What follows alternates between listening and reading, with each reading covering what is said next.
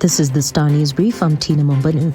At least 200 staffers have been caught in the crackdown on holders of fake academic papers in Parliament. It has emerged. The trend shows major moral decay and graft in government employment that is yet to be exposed by the Public Service Commission, the employer of civil servants.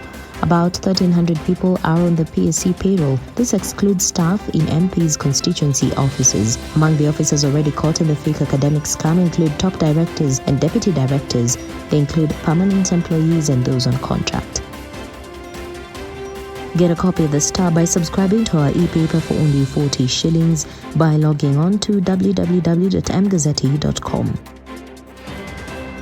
He was first convicted of handling stolen property and sentenced to 10 years in prison, but when he appealed, Abdi Hussein was found guilty of robbery with violence and sentenced to death. He took his fight to the Court of Appeal, which quashed the capital punishment but upheld the robbery with violence conviction and retained the 10-year sentence. He pleaded not guilty and 4 witnesses testified against him. The magistrate acquitted him of robbery with violence, convicted him of the lesser charge of handling stolen goods, and sentenced him to 10 years in prison. The re-emergence of retired President Uhuru Kenyatta has elicited political excitement amidst concerted efforts by top politicians to secure his support for the 2027 battle with President William Ruto. Uhuru is the undisputed Mount Kenya kingpin and wields immense influence in the vote-rich region. This is especially so after the recent political persecutions of ex-Deputy President Rigathi Gachagua, which appear to confirm his warning to the region against Ruto's presidency. It, however, remains to be seen who will play second fiddle, especially if the ousted deputy president manages to overturn his impeachment and thus qualify for further elections. Political pundits are skeptical about whether the vote-rich region will buy the Kalonzo candidature.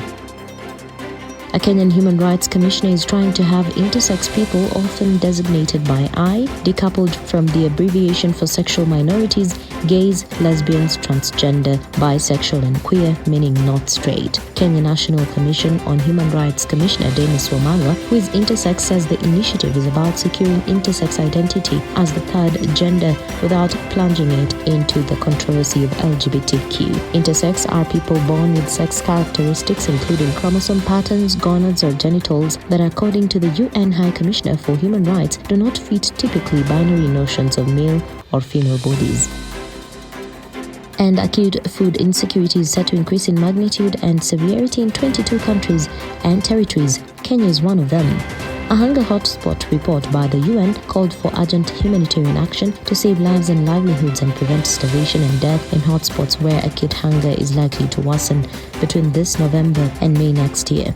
The report showed Kenya, Lesotho, Namibia and Niger have been added to the hunger hotspots category, while Burkina Faso, Ethiopia, Malawi, Somalia, Zambia and Zimbabwe remain designated as hunger hotspots.